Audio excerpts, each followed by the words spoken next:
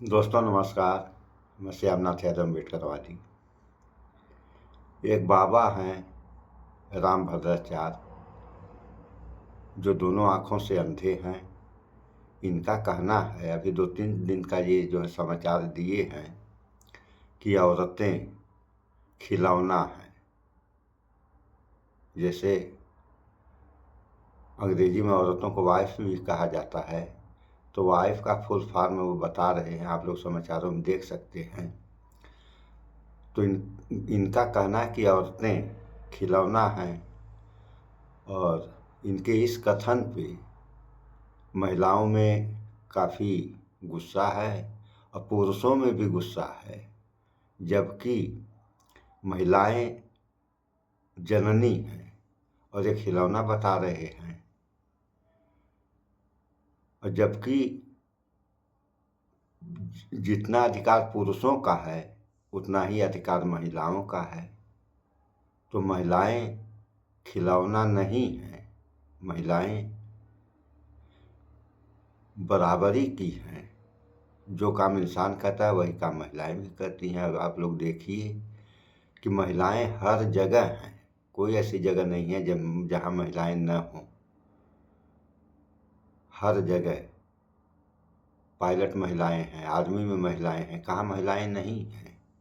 और महिलाएं नहीं रहेंगी तो इस देश क्या, इस दुनिया की गाड़ी कैसे चलेगी। जैसे पहले खेत जब किसान जोतते थे तो उसमें 2 बैल होते थे, एक दाहिना होता था, एक बायां होता था। उसी तरीके से महिला और पुरुष ये दोनों हैं। अगर एक रहेगा एक नहीं रहेगा तो फिर गाड़ी चलने वाली नहीं। तो इस बारे में हमारा ये कहना है, अभी समाचार आप लोगों को सुना रहे हैं। इसका लेख है, क्या भारत अभी मानसिक गुलामी में है। ये प्रधानमंत्री मोदी का कहना है। तो हमारे इस बारे में हमारा ये कहना है, अभी आप लोग समाचार सुनेंगे कि इसमें बताया गया है कि शूद्रों और महिलाओं को 2म दर्जे का नागरिक बना दिया जाएगा। इनको जो है शिक्षा से वंचित कर दिया जाएगा। तो ऐसा हुआ तो होगा क्या, इस बारे में हम बता रहे हैं आप लोगों से। 85 शूद्र हैं, 15 बड़के हैं। तो जो शिक्षा का अधिकार है ये शूद्रों को नहीं है। अब रही बात बड़कों की, तो बड़कों में ये बड़े जो है 15% हैं, तो 15% की आधी आबादी 7.5% हुई। महिलाओं को, सारी महिलाएं चाहे बड़कों की हों चाहे शूद्रों की है, महिलाएं शिक्षा से वंचित हो जाएंगी सारी। तो 15 हैं तो 15 का आधा आप कर लीजिए, 7.5, 85 है ही हैं, 85 में 7.5 आप जोड़ लीजिए, 92.5 हो गया। तो जिस देश की 92.5 आबादी निरक्षर का मतलब बेवकूफ़, अगर बेवकूफ़ हो गई उस देश का विकास कैसे होगा। इस बारे में कोई भी सोच सकता है। और यहाँ कहने को सारे लोग इस बात को जानते हैं कि बच्चों के प्रथम गुरु माएँ होती हैं। तो जब माँ ही बेवकूफ़ रहेगी तो बच्चों को ज्ञान क्या देगी। ऐसा हमारा मानना है। इस बारे में आप लोगों का क्या विचार हैं, कमेंट तो करना है, नहीं मत करिए कमेंट। इससे किसी को कोई फ़र्क नहीं पड़ता है। हाँ, वीडियो अच्छी लगे तो इसकी चर्चा अन्य लोगों से भी आप लोग करें। होता क्या है, अगर किसी तरफ से बुराई बढ़ रही है तो किसी तरफ से भलाई भी बढ़ने लगती है। अब समस्या इस बात की है कि इंसान के ऊपर यह निर्भर करता है कि इंसान बुराई अपना रहा है या भलाई अपना रहा है। अगर भलाई अपनाएगा तो सारे लोगों का भला होगा, बुराई अपनाएगा तो आप लोग जानते ही हैं क्या होगा। इसमें कहने वाली क्या बात है। सो इस वीडियो को थोड़ा आप लोग सुने और इस वीडियो को पूरा सुने। सत्य हिंदी के खास कार्यक्रम सुनिए सच में आपका स्वागत है। क्या भारत आजाद होने के बाद भी गुलामी की मानसिकता में जी रहा है? आखिर प्रधानमंत्री मोदी ने क्यों कहा कि मैकाले ने भारत को जिस गुलामी की मानसिकता से भर दिया है, उस सोच से 2035 तक मुक्ति पाना है? कौन था मैकाले और उसने ऐसा क्या किया कि 190 साल बाद भी देश के सर्वशक्तिमान नेता को बेचैन किए हुए है? और इस बेचैनी में ईमानदारी कितनी है? कहीं ये प्राचीन गौरव के नाम पर भारत की शोषणकारी व्यवस्था को थोपने का प्रयास तो नहीं, जिसने हजारों साल तक स्त्रियों और शूद्रों को गुलाम बनाए रखा? मिलेंगे इन तमाम सवालों के जवाब हमारे इस वीडियो में, पर शुरुआत एक फिल्म से। फुले 19वीं सदी के महान समाज सुधारक ज्योतिबा फुले के जन्म के जीवन पर बनी फिल्म इसी साल उनके जन्मदिन यानी 11 अप्रैल को रिलीज नहीं हो पाई। सेंसर बोर्ड की कई आपत्तियां थी। क्या थी? इस फिल्म में 3000 साल की गुलामी का जिक्र था, जो सेंसर को बिल्कुल पसंद नहीं आया। इसमें जाति व्यवस्था और शूद्रों की दुर्दशा से संबंधित वॉइस ओवर था, यानी जो पीछे से आवाज आती है, वो भी सेंसर को पसंद नहीं आया, यानी सेंसर बोर्ड को। फिर इसमें महार, पेशवाई, मनुस्मृति और जाति व्यवस्था जैसे शब्दों का इस्तेमाल हुआ था, ये भी पसंद नहीं आया। और फिर एक दृश्य में ब्राह्मण बच्चा फुले दंपति पर कूड़ा फेंकता है, ये भी उनको पसंद नहीं आया। यानी सेंसर बोर्ड को वो चीजें पसंद नहीं आई जो इतिहास का प्रामाणिक आख्यान है। फुले के जीवन की ये सारी घटनाएं हैं, ये कोई कल्पना नहीं थी। इस फिल्म के ट्रेलर पर तीखी प्रतिक्रिया देते हुए ब्राह्मण महासंघ जैसे संगठन सामने आए और कहा कि फिल्म जातिवाद को बढ़ाती है और ब्राह्मणों को नकारात्मक रोशनी में चित्रित करती है। वहीं बहुजन और लोकतांत्रिक संगठनों ने तीखा विरोध किया सेंसर बोर्ड के इस रवैये का। कहा कि ये आरएसएस के हिंदू राष्ट्र परियोजना की हकीकत सामने लाती है फिल्म, इसलिए उसे काट छाट का शिकार होना पड़ा है। ज्योतिबा और सावित्रीबाई फुले के विचारों को दबाने की ये एक कोशिश है। आखिर क्या थे उनके विचार जिससे इतना परेशानी हो रही थी कुछ लोगों को?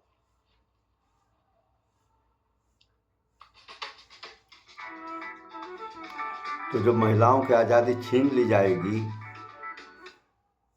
तो होगा क्या, इस बारे में थोड़ा सा हम और बता दें आप लोगों को। सुबह सुनिए आप लोग। 19वीं सदी में इसी तरीके से अफगानिस्तान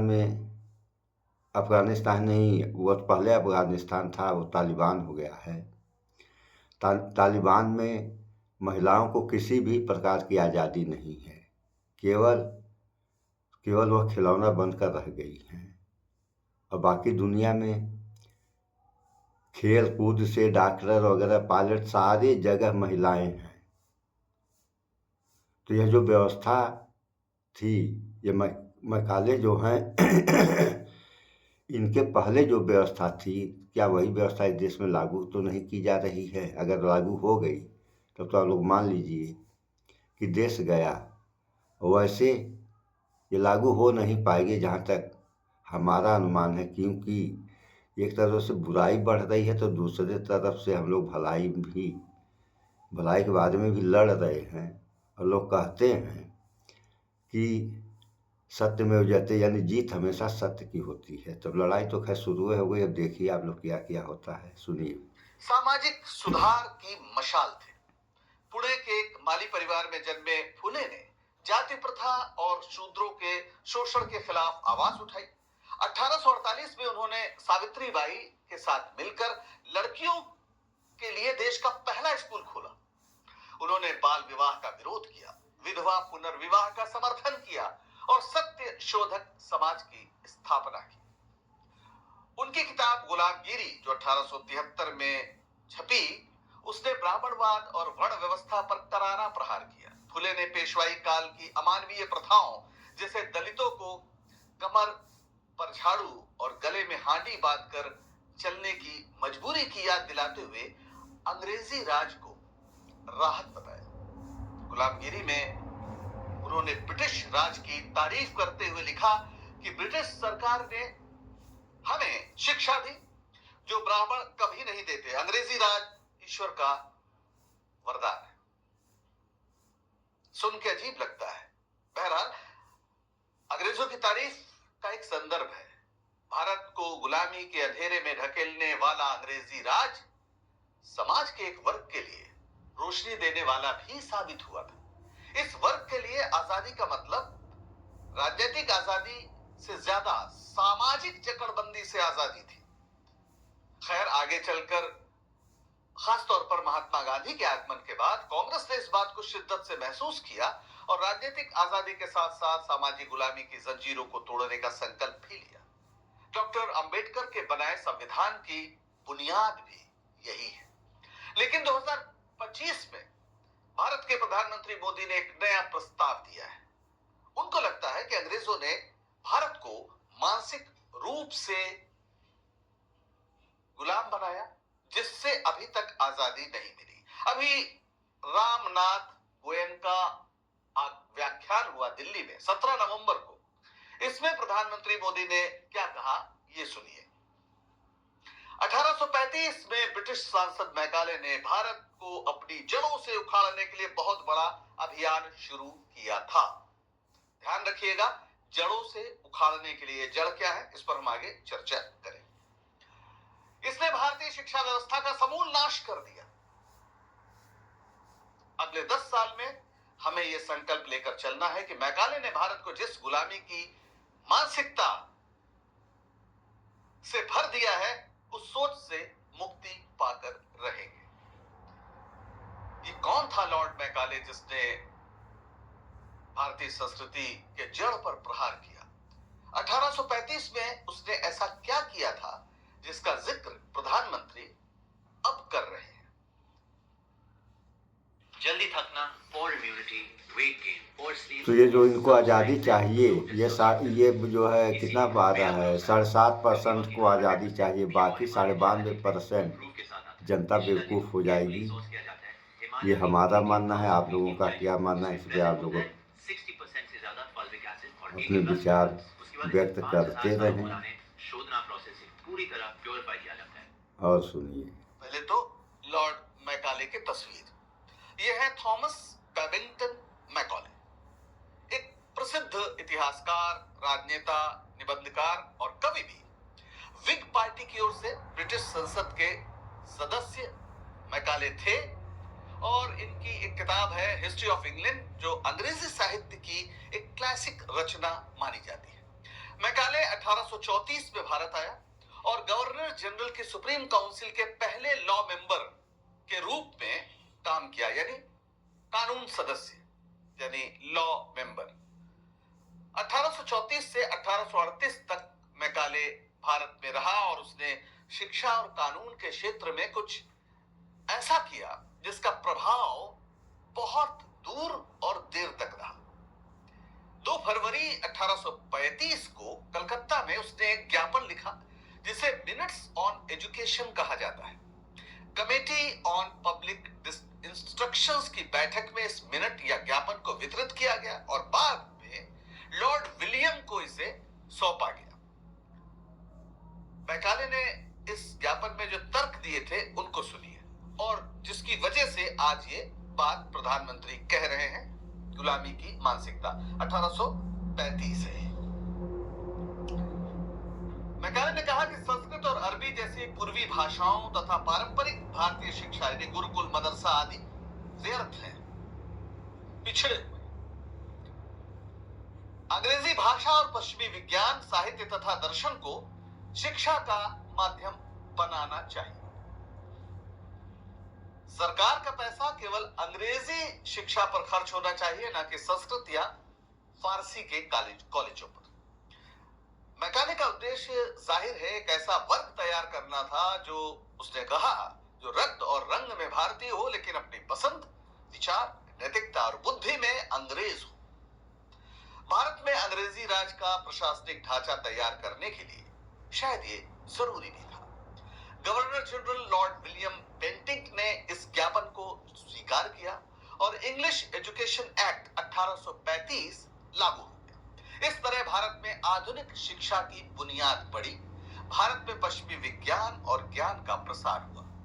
नतीजा यह हुआ कि स्कूली शिक्षा के दरवाजे सबके लिए खुल गए। इसके पहले का हाल क्या था, ये जानना बहुत जरूरी है, तभी पता चलेगा कि परिवर्तन क्या हुआ। भारत में अंग्रेजों से पहले की शिक्षा की व्यवस्था कैसी थी और क्या हाल था। 1800 में, सन 1800 में कुल साक्षरता इस देश में 5 से 15% के आसपास, जिसमें लड़के 10 से 20% और लड़कियां तो लगभग 0। 1835 में बंगाल में लड़कों का स्कूल जाना सिर्फ 13% था। 1872 में जनगणना हुई और उसके मुताबिक 3.2% लोग ही साक्षर थे। वैसे ये देखने का एक तरीका है, ये सिर्फ औपचारिक शिक्षा की स्थिति थी। अनौपचारिक रूप से भी बड़ी तादाद में लोग शिक्षा ग्रहण करते थे। उस जमाने में धार्मिक ग्रंथों को पढ़ लेना या हिसाब किताब कर लेना, यही सब शिक्षित व्यक्ति की पहचान थी। व्यावहारिक शिक्षा पर जोर था। गुरुकुल और मदरसे थे जो मूलतः पारंपरिक रूप से धार्मिक शिक्षा ही देते थे और समाज के योगदान से संचालित होते थे। राज्य की ओर से शिक्षा का कोई तंत्र नहीं था। यहां यह भी याद रखना चाहिए कि मनुस्मृति जैसे धार्मिक विधान शूद्रों और स्त्रियों को शिक्षा से वंचित करते थे, इसलिए उनकी और औपचारिक शिक्षा की तो कल्पना ही नहीं थी। फिर भी कुछ लोग शिक्षा प्राप्त करते थे अपने प्रयासों से। महात्मा ज्योतिबा फुले इसीलिए अंग्रेजी राज को वरदान कहते थे, क्योंकि उसने स्कूल खोले और स्कूलों के दरवाजे सबके लिए खोल दिए। मैकाले की योजना लागू किए जाने से अंग्रेजी पढ़ा लिखा भारतीय मध्यवर्ग यानी क्लर्क, वकील आदि तैयार हुआ, जो ब्रिटिश प्रशासन में सहायक बना। लेकिन इसका एक और नतीजा निकला जिसकी कल्पना शायद मैकाले ने नहीं की थी, और वो क्या था। ये 4 तस्वीरें देखिए, ये भारत को आधुनिक राष्ट्र राज्य में बदलने वाली विभूतियां हैं। महात्मा गांधी, जवाहरलाल नेहरू, सरदार पटेल, डॉक्टर अंबेडकर। इनमें एक चीज कॉमन है, समान। ये सभी अंग्रेजी शिक्षा के जरिए ही आगे बढ़े, यानी जो अंग्रेजों ने शिक्षा व्यवस्था कायम की उसी में पढ़े, फिर उच्च शिक्षा के लिए विदेश गए। ज्यादातर तो इंग्लैंड ही गए और लौटकर ब्रिटिश शासन के लिए काल बन गए। न सिर्फ इन्होंने भारत की आजादी को संभव बनाया, बल्कि एक ऐसे भारत की बुनियाद डाली जो समता पर आधारित था। यानी एक आज का जो भारत है या जो भारत इन्होंने बनाया, वो दरअसल एक नवीन भारत है जो अतीत में कभी नहीं था, क्योंकि अतीत में समता और समानता भारत के वैधानिक तंत्र में कोई मायने नहीं रखते थे। आश्चर्यजनक रूप से इस दिशा में भी मैकाले ने जाने अनजाने महत्वपूर्ण भूमिका निभाई। लॉ कमीशन के अध्यक्ष के बतौर मैकाले ने 1837 में इंडियन पीनल कोड यानी आईपीसी का पहला ड्राफ्ट तैयार किया। इसका क्या मकसद था? इसका मकसद था कि भारत में अलग अलग क्षेत्रों के जटिल कानूनों को एक समान, स्पष्ट और तर्क संगत आपराधिक कानूनों में बदला जाए। आईपीसी 1860 में पारित हुआ और 1 जनवरी 1862 से ये लागू हुआ। पिछले दिनों इसका नाम भारतीय न्याय संहिता कर दिया गया है, बीएनएस, लेकिन मूल में तो वही भारतीय दंड संहिता ही है, जो आज भी कुछ संशोधनों के साथ भारत ही नहीं पाकिस्तान में भी आपराधिक कानून की आधारशिला है। इसमें अपराधों की परिभाषा और सजाएं स्पष्ट है, जैसे हत्या, चोरी, बलात्कार कोई भी करेगा उसको कितनी सजा मिलेगी, किसी भी जाति का हो, किसी भी धर्म का हो, वो बहुत स्पष्ट है, सब बराबर है। ऐसे में जब प्रधानमंत्री मोदी कहते हैं कि मैकाले के षड्यंत्र को तोड़ना है, तो इसका अर्थ हमें समझना पड़ेगा। कुछ सवाल उठते हैं, वो सवाल क्या है? सवाल ये कि क्या शिक्षा से सरकार हाथ खींचेगी और समाज के सहयोग से गुरुकुल और मदरसे खोले जाएंगे? मैकाले के पहले तो ऐसा ही था। क्या पश्चिमी ज्ञान विज्ञान की पढ़ाई बंद होगी? पहले जो पढ़ाया जाता था उसमें पृथ्वी शेषनाग के फन पर स्थिर थी। पश्चिमी ज्ञान विज्ञान ने बताया कि नहीं, वो सूर्य का चक्कर लगाती है, कुछ गुरुत्वाकर्षण के नियम है। क्या बदल देंगे इसे? क्या शिक्षा के माध्यम के रूप में अंग्रेजी की विदाई होगी? इसकी जगह संस्कृत या हिंदी को रखा जाएगा? क्या अपराध के लिए ब्राह्मणों को कम और शूद्रों को अधिक सजा मिलेगी, जैसा कि अंग्रेजों के आगमन के पहले कई जगह व्यवस्था थी? मनुस्मृति यही कहती है, एक ही अपराध के लिए ब्राह्मणों को सजा या तो बहुत कम या बिल्कुल नहीं, और शूद्रों को कड़ी से कड़ी सजा। ब्रांड्स अगर फिट निकले तो सुन रहे हैं आप लोग, मैं हमेशा शॉप करता हूं। और अंग्रेजी आज के समय पूरी दुनिया की भाषा हो गई है। फिर क्या विदेशी संसदीय व्यवस्था की जगह राजतंत्र स्थापित किया जाएगा? संसदीय व्यवस्था भी तो ब्रिटेन से ही आई, भारत की तो है नहीं। तो क्या यहाँ जो राजतंत्र है वही दरअसल सांस्कृतिक गौरव वापस लाएगा? कोई मूर्ख इन सवालों का जवाब हाँ में दे सकता है, लेकिन शिक्षा का निजीकरण जिस तेजी से हो रहा है उससे तो लगता है कि सरकार अपनी इस जिम्मेदारी से, यानी शिक्षा की जिम्मेदारी से हाथ खींच रही है। यही नहीं, खुद को राष्ट्रवादी कहने वाले बड़े वर्ग में कम से कम अंग्रेजी को लेकर यही भावना है। यह अलग बात है कि बीजेपी के तमाम बड़े बड़े नेता और मंत्री, उनके बच्चे महंगे अंग्रेजी स्कूलों में ही नहीं पढ़ते, विदेश में भी जाकर पढ़ाई करते हैं। हालांकि भारत में कुछ प्रयोग करने की कोशिश की गई है, जैसे गुलाम मानसिकता से मुक्ति पाने के लिए 3 साल पहले मध्य प्रदेश में मेडिकल की पढ़ाई हिंदी में करने का ऐलान किया गया था।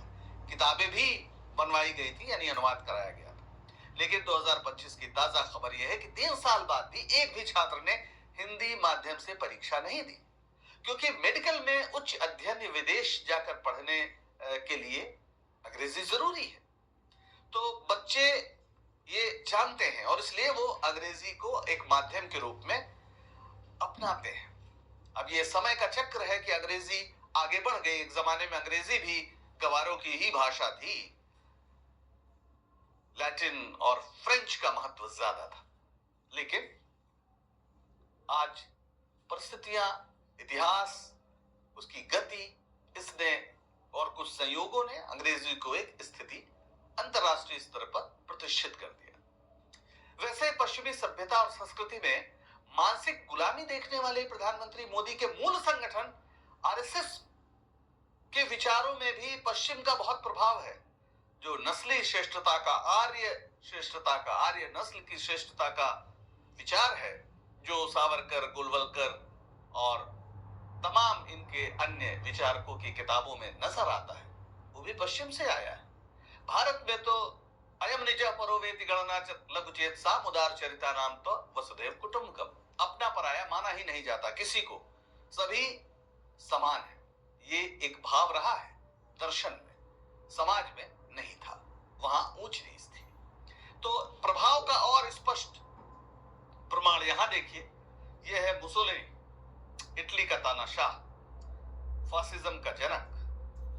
यह है उसके जो ब्लैक शर्ट मूवमेंट के लोग, उनकी ये परेड आप देख लीजिए। ये है आरएसएस की जो शाखाएं लगती हैं कुछ इस तरह, और ये है बीएस मुंजे। अब इनका क्यों तस्वीर हम आपको दिखा रहे हैं ये भी समझिए। बीएस मुंजे आरएसएस के संस्थापक हेडगेवार के मेंटर कहे जाते हैं।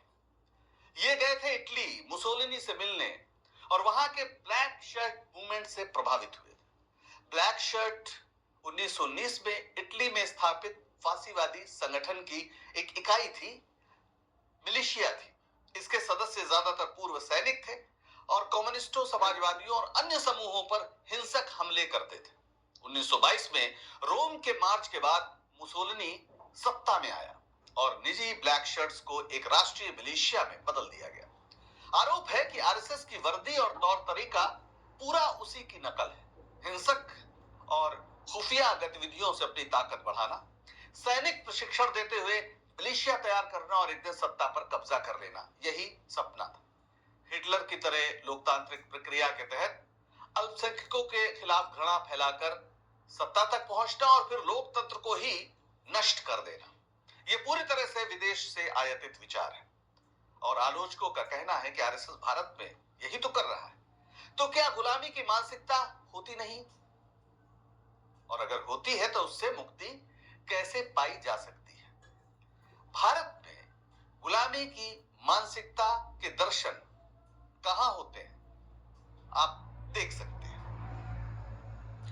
लोकतंत्र में किसी नेता का भक्त बन जाना, डॉक्टर अंबेडकर ने कहा था कि धार्मिक क्षेत्र में भक्त बनना अलग है, लेकिन अगर राजनीति के क्षेत्र में व्यक्ति पूजा होती है तो ये लोकतंत्र के लिए बहुत घातक है। आज कौन किसके भक्त बन रहे हैं ये हम अच्छी तरह जानते हैं। दलितों और पिछड़ों की भागीदारी रोकने के लिए आरक्षण से खिलवाड़ करना, जाति के आधार पर किसी को नीचा और किसी को ऊंचा मानना, धर्म के आधार पर लोगों के मन में नफरत बोना, स्त्रियों को सिर्फ घर की चारदीवारी में कैद करने की चाह रखना, ये लक्षण हैं गुलामी की नहीं, गुलाम बनाए रखने की मानसिकता के, जो शासकों और प्रभुत्वशाली वर्ग में पाए जाते हैं। भारत को अगर सच्ची आजादी चाहिए तो इन कसौटियों को पार करना होगा, वरना माना जाएगा कि गुलाम मानसिकता से निकलने का नारा दरअसल भारत को मध्ययुगीन गैर बराबरी और धर्मांधता के दलदल में धकेलने का एक षड्यंत्र भर है। आज के लिए बस इतना ही। सुन लिया आप लोगों ने। आपको हमारा ये शो पसंद, आरएसएस विदेशी प्रक्रिया पे चल रहा है और इधर प्रधानमंत्री मोदी का कहना है कि मैकाले का कानून गुलामी का प्रतीक है। ये सब क्या हो रहा है, इन सब बातों पर विचार करें आप लोग, भाईचारा बना कर रहें। इस वीडियो में इतना ही। स्वच्छता अपनाएं, शुद्ध खाएं, स्वस्थ रहें, शिक्षित बने। जय विज्ञान, जय संविधान। नमस्कार।